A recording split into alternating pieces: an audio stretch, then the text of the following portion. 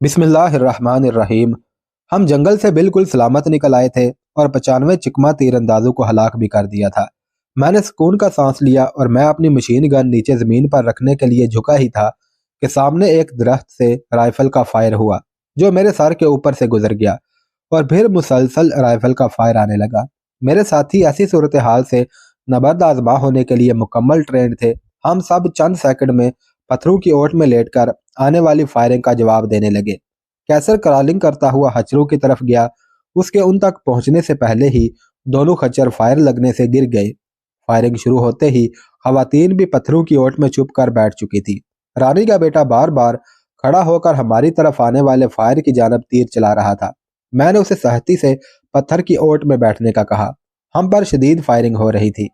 गोलियों के रुख और फायरिंग की आवाज से मालूम होता था कि कम अज कम 3 राइफलों से हम पर फायरिंग की जा रही है। उस वक्त रोशनी खासी फैल चुकी थी। मुझे एक खतरा महसूस हो रहा था कि फायरिंग की आवाज अगर किसी करीबी बांग्लादेशी फौजी चौकी तक पहुंच गई तो वो भी यहाँ आ जाएंगे। मैं और मेरे साथी गैर कानूनी तौर पर बांग्लादेश में दाखिल हुए थे और फिर पेपर मिल में बांग्लादेशी फौजी चौकी पर हमला करके असलहा भी छीना था।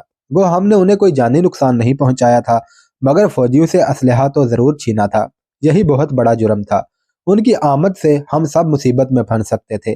मेरे जिस्म के साथ बंधा हुआ खजाना भी गायब करके हमें लंबे अरसे के लिए जेल में भी डाल सकते थे, बल्कि खुद से मसनूई मुकाबला दिखाकर हमें हलाक भी कर सकते थे। मैंने कैसर को इशारा किया कि क्रॉलिंग करते हुए दाएं बाएं चलते हुए दुश्मन की पिछली जानब पहुंचना है और बाकी साथी दुश्मन को फायरिंग में उलझाए रखें। तकरीबन 30 मिनट तक फायरिंग होती रही। इस दौरान मैं और कैसर क्रॉलिंग करते हुए दुश्मन की पिछली जानब पहुंच गए। 3 पत्थरों की ओट में बैठे 4 आदमी हमारे काफिले पर गोलियां बरसा रहे थे। मेरा और कैसर का नजरी राब्ता था। मैंने उसे इशारे से बताया कि 2 का वो और 2 का मैं शिकार करूंगा। मैंने हाथ के इशारे से उसे गो का सिग्नल दिया। हम दोनों यकदम उनके पीछे खड़े हुए और अपने अपने टारगेटों पर गोलियां दाग दी। ये चारों जो खुद को पत्थरों की ओट में खुद को महफूज समझ रहे थे, अपने दाएं बाएं और पीछे से गाफिल थे। गोलियां लगने से वो चारों उछले और उनकी राइफल्स उनके हाथों से छूट गई। उनमें 2 तो गोलियां लगते ही हलाक हो गए थे और जिन 2 की कमर और शानों पर गोलियां लगी थी वो भी जख्मी परिंदे की तरह फड़फड़ा रहे थे। हमारे साथियों का फायर अभी तक जारी था। उनकी गोलियों से बचने के लिए पहले तो मैंने दुश्मन की राइफल पर सफेद कपड़ा बांधकर बुलंद किया और जब फायर थमा तो खड़ा हो गया। साथियों ने नारा लगा दिया। मैंने उन्हें इशारे और आवाज देकर कहा कि सब बमा सामान यहाँ आ जाओ। जख्मी दुश्मनों में एक बंगाली उर्दू बोलते हुए कहने लगा, मैंने 71 में पाकिस्तानी फौज से फरार होकर मुक्ति बाहिनी वालों के साथ मिलकर दर्जनों पाकिस्तानी शहरियों को बेदर्दी से हलाक किया था। मैं उस वक्त हवालदार था और अपनी उसी कारकर्दगी के बायस आज JCO हूँ। और कुदरत का कानून कि आज एक पाकिस्तानी के हाथों ही मौत के मुंह में पहुंचा हूँ। उस आखिरी वक्त में शायद वो अपने गुनाहों का कुफारा अदा करने की कोशिश कर रहा था। दर्द से कराहते हुए उसने अपनी बात जारी रखते हुए कहा कि मेरे साथ 2 आदमी भी हमारी फौज के सिपाही हैं और तीसरा सरदार का एक सिविलियन दोस्त है। आपके काफिले को रोकने और हलाक करने की सारी प्लानिंग मेरी थी। हमने सरदार के तीरंदाजों का तुम्हारे हाथों बुरा हशर होते देख लिया था और उन हालात में मैंने सरदार को कहा था आप लोगों से मुकाबला करने का ख्याल अपने दिल से निकाल कर तुम लोगों को जाने दे, लेकिन वो ना माना और अपनी जिद पर अड़ा रहा। जब 100 के करीब तीरंदाज आपने मार गिराए तो फिर हमारी 4 राइफलें कब तक आप लोगों को रोक सकती थी। मैंने JCO से पूछा कि सरदार कहाँ है तो उसने इशारे से दाईं जानब 4-5 दरख्त थे इशारा किया कि वहां है और अपने 6 तीरंदाजों के साथ बैठा हुआ है। आप मुझे माफ कर दें और अल्लाह भी मुझे माफ कर दे। आपसे मेरी दरख्वास्त है कि मुझे एक और गोली मारकर हलाक कर दें। दर्द की अजियत नाकाबिले बर्दाश्त हो चुकी है। अगर मैं जिंदा बच भी गया तो मेरा कोर्ट मार्शल होगा। मैं आपको अपना खून माफ करता हूँ। मेरे कोई जवाब देने से पहले ही उसे खून की उल्टी आई और वो दम तोड़ गया। इस दौरान मेरे तमाम साथी खच्चरों पर लदा हुआ सामान उठाकर हमारे पास पहुंच गए थे। मैं उन्हें वहीं ठहराकर कैसर और नंबर 2 के साथ दरख्तों के उस झुंड की जानिब चल पड़ा जहां सरदार अपने 6 तीरंदाजों के साथ छुपा बैठा था। तीरों की रेंज में आने से पहले ही हमने आगे बढ़ते हुए दरख्तों पर फायरिंग शुरू कर दी। हमारी फायरिंग इतनी शदीद थी कि 8-10 गोलियां चलने पर ही 4 तीरंदाज ढेर होकर नीचे गिर पड़े। उनके साथ 2 तीरंदाज जिनकी रानों पर गोलियां लगी थी वो भी दरख्तों से नीचे कूद पड़े और अपने तरकश और तीर परे फेंकते हुए हाथ ऊपर उठाकर जान बख्शी की भीख मांगने लगे। मैंने उन्हें नजरअंदाज करते हुए ऊंची आवाज में कहा कि सरदार, तुम्हारा खेल खत्म हो चुका है। हमारे पास इतना वक्त नहीं है कि तुमसे मुकालमाबाजी कर सके। अगर 20 सेकंड में तुमने नीचे आकर हथियार ना फेंके तो हम तुम्हें गोलियों से छलनी कर देंगे। मैंने ऊंची आवाज में काउंट डाउन शुरू कर दी। अभी 8 ही सेकंड गुजरे थे कि मुझ पर राइफल का फायर हुआ और गोली मेरे दाएं कंधे से चंद इंच के फासले पर से गुजर गई और साथ ही सरदार की राइफल भी नीचे गिरी और वो खुद भी बड़े बेढंगे तरीके से नीचे गिरा। कैसर और नंबर 2 ने फौरन उस पर असलहा तान लिया।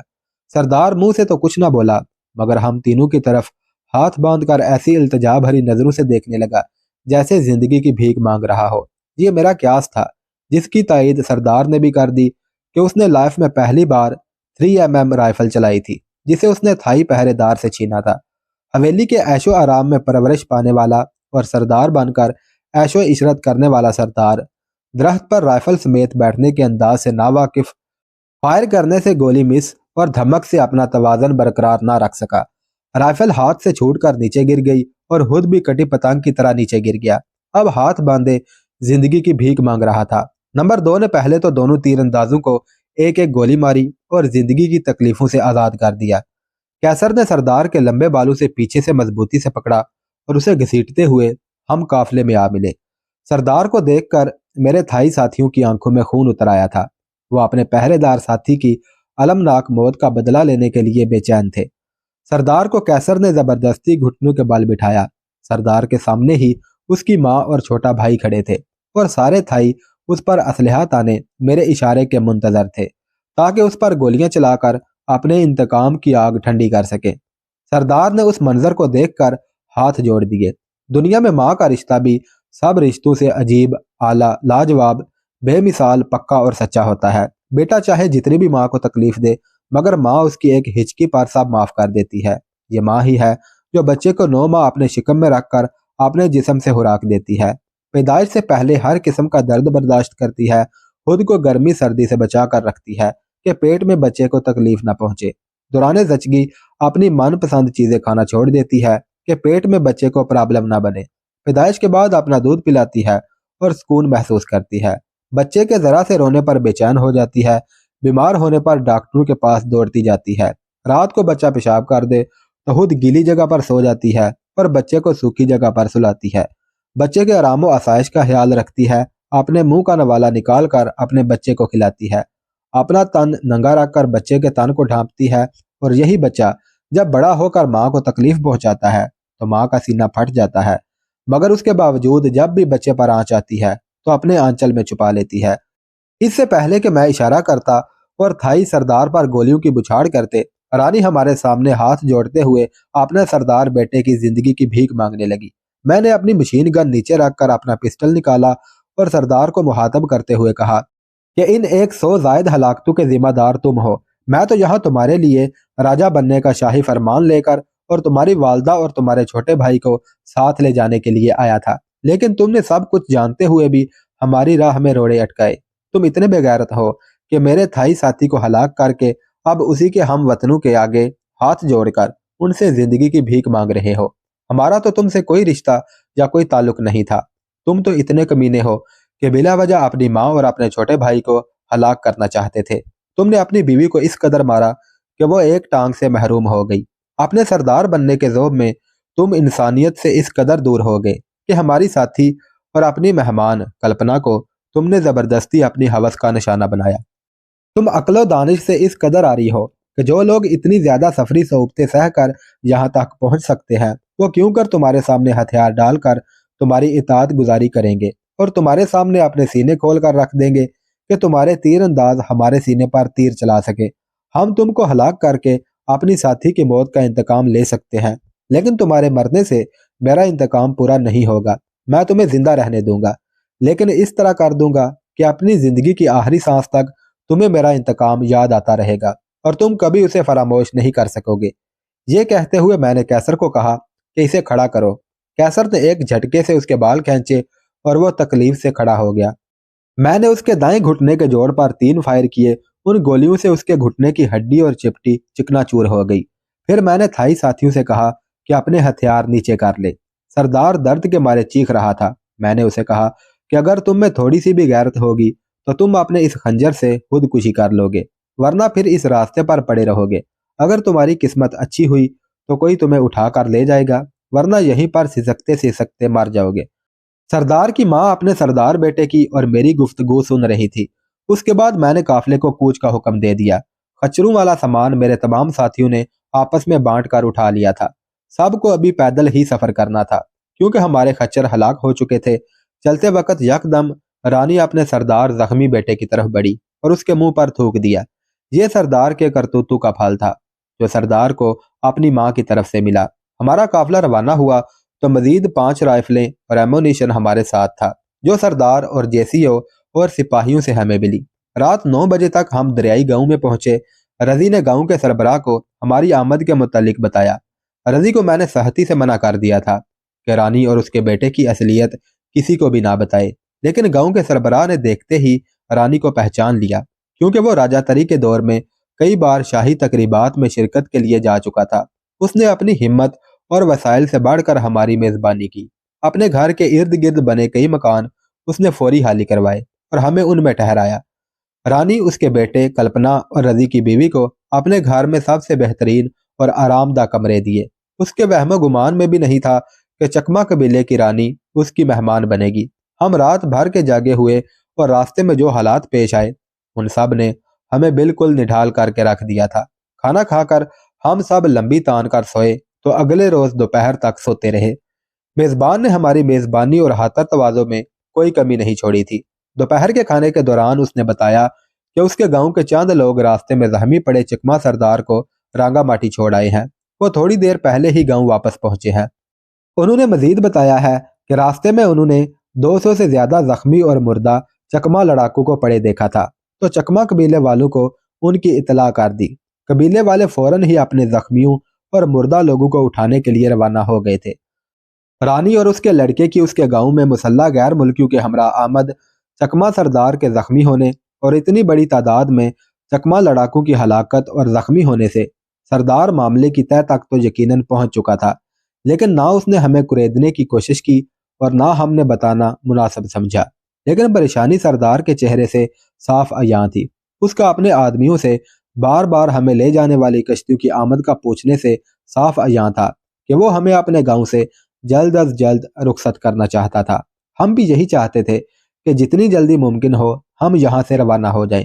हमें चकमा वालों की तरफ से इंतकाम की तो फिक्र ना थी, क्योंकि उसके निसफ से ज्यादा जंगजू हमारे हाथों हलाक और जख्मी हो चुके थे और उनमें हमें ललकारने की अब हिम्मत ना थी। हमें सिर्फ बांग्लादेशी फौज की तरफ से खतरा था। अपने 3 फौजियों की हलाकत पर वो खामोश तो नहीं रह सकते थे। मुझे यह भी खदशा था कि चकमा वाले हमसे इंतकाम लेने के लिए बांग्लादेशी फौज से राब्ता करके हमारे मुकाबले में खड़ा कर सकते थे। अगर चकमा वाले बांग्लादेशी फौज को मुकाबले की जगह पर ले आए तो इस गांव तक पहुंचना फौज के लिए कोई मुश्किल ना था। इसलिए ये सब होने से पहले हमारी यहाँ से रवानगी जरूरी थी। शाम 5 बजे हमें गांव के करीब कश्तियों के पहुंचने की इत्तला मिली और हम सब भागम भाग कश्तियों में सवार हो गए। सरदार ने रानी और उसके बेटे के लिए कश्ती में बैठने के लिए 2 कुर्सियां भेज दी। हमें रुखसत करते हुए सरदार ने रजी की वसातत से मुझे कहलवाया कि वो रानी और आप साहब की मेरे गांव में अचानक आमद की वजह जान चुका है और हमें यकीन दिलाता है कि वो या उसके गांव वाले किसी को भी यहाँ आने, रात गुजारने और फिर तुम लोगों के चिटागांग जाने के मुतल्लिक नहीं बताएंगे, क्योंकि राजा तरी के मुझ पर बहुत ज्यादा एहसानात हैं और हमारे मुतल्लिक किसी को भी किसी भी कीमत पर नहीं बताएगा। फरोख्तगी के सामान से लदी तीनों कश्तियां राम और सीता नामी 2 पहाड़ियों के दरमियान से तेज रफ्तार झाग उड़ाती हुई दरियाए करनाफली में चिटागांग की तरफ रवाना हो गई। दरिया के तेज बहाव में रफ्तार और कंट्रोल बेकाबू होने की वजह से कश्तियों के पंखे उल्टे चल रहे थे। 3 घंटे तक तेज बहाव से लड़ते और पहाड़ी गुजरगाह में बल खाते दरिया में कश्तियों को कंट्रोल करते गुजर गए। मैं और मेरे साथी कश्तियों में मौजूद सामान की ओट में बैठे हुए थे। रजी थोड़ी थोड़ी देर बाद उठता और हमें बताता कि अब कितना सफर बाकी रह गया है। सबसे अगली कश्ती में कैसर अपने निसब साथियों और निसब थाइयों के साथ बैठा था। दरमियान वाली कश्ती में रानी और उसका लड़का कल्पना, रजी और रजी की बीवी और मैं और मेरा नंबर 2 बैठा था और तीसरी कश्ती में कैसर के बाकी साथी और बाकी थाई बैठे थे। हमारे प्रोग्राम के मुताबिक हमें चिटागांग में कश्तियों के घाट पर उतरना था जो नारायणगंज में था। मैं चिटागांग आखिरी बार 65 की पाक भारत जंग के फौरी बाद गया था। उस वक़्त यह मशरकी पाकिस्तान यानी मेरा मुल्क था और उसी जगह मैं अब चोरी छुपे जा रहा था। चंद गद्दारों की गद्दारी की वजह से दुनिया की सबसे बड़ी इस्लामी रियासत को दो लहत कर दिया गया था और अब अपने ही मुल्क के उस हिस्से में जाने के लिए पासपोर्ट और वीज़े की ज़रूरत थी। चिटागांग में क़याम के दौरान कई मशरकी पाकिस्तानी मेरे गहरे दोस्त बन चुके थे, जिनमें शाहजहां होटल का मालिक भी था। रात के अंधेरे में टिमटिमाती रोशनियों में हम चिटागांग के घाट पर उतरे। रजी बहुत जोर दे रहा था कि उसके बहुत से यहाँ जानने वाले हैं, उनके यहाँ रात को क़याम किया जाए, लेकिन मैंने उसकी बात को रद्द करते हुए कहा कि हम पहले इस्फहानी कॉलोनी चलेंगे। मैंने अपनी अमली ज़िंदगी की इब्तिदा इस्फहानी टी कंपनी चिटागांग से की थी और मेरी इत्तला के मुताबिक उसका मालिक बांग्लादेश और पाकिस्तान अलग होने के बावजूद भी अपनी कंपनी और कारोबार को जारी रखे हुए है। उस कंपनी में मेरे सीनियर और मुझे काम सिखाने वाले शराजी साहब थे। उनका इंतकाल हो चुका था, मगर उनके रिश्तेदारों में ताराबाजी मुझे अपने छोटे भाइयों की तरह समझती और बर्ताव करती थी। वो कंपनी मालिकान की करीबी रिश्तेदार भी थी। घाट से हम सब साइकिल रिक्शा में बैठे और इस्फहानी कॉलोनी की तरफ रवाना हो गए। मेरा प्रोग्राम ये था कि हम ताराबाजी की वसातत से चिटागांग में सारा वक्त या तो इस्फहानी कॉलोनी के गेस्ट हाउस में गुजारेंगे, अगर ये मुमकिन ना हुआ तो कम अज कम मुतबादल महफूज जगह मिलने तक उनके यहाँ रहेंगे। हम इस्फहानी कॉलोनी पहुंचे तो ताराबाजी यूं अचानक देखकर हैरान रह गई। यह जन्नती खातून उस वक़्त 55 बरस की होगी। उसने उसी वक़्त मुख्तलिफ जगहों पर फ़ोन किए और गेस्ट हाउस के 4 कमरे खाली करवाकर महसूस कर दिए। मुझे अच्छी तरह याद है कि ताराबाजी ने अपनी मुलाजमा को, जो उन्हीं के फ्लैट में रहती थी, जगाया, अपने और हमसायों के घर से अंडे मंगवाकर आमलेट बनवाया और डबल रोटी मंगवाकर हमारे लिए टोस्ट बनवाए। ताराबाजी गैर शादीशुदा और मजहब की बेहद पाबंद खातून थी। मैंने उन्हें मुख्तसरन अपने यहाँ तक पहुँचने के मुतल्लिक बताया। उन्होंने मादराना शफकत को मद्देनजर रखते हुए मुझे सख्ती से कहा कि बगैर किसी सख्त ज़रूरत के घर से ना निकलूं, क्योंकि बांग्लादेशी अभी भी मगरबी पाकिस्तानियों के खून के प्यासे हैं और अगर बाहर जाना पड़े तो खुद को भारतीय शहरी जाहिर करना। उन्होंने कहा कि वो ढाका में सदरी इस्फहानी, जो कंपनी के चेयरमैन हैं, उनको फ़ोन करके यहाँ के इंचार्ज के ज़रिए एक छोटे स्टीमर का बंदोबस्त करवाने की बात करेगी जो हमें खलना ले जाएगा। मैंने उन्हें कहा कि कोशिश करें कि हमारी यहाँ मौजूदगी राज में रहे। मैं अपने साथियों से भी कह दूंगा कि वो बाहर ना निकलें।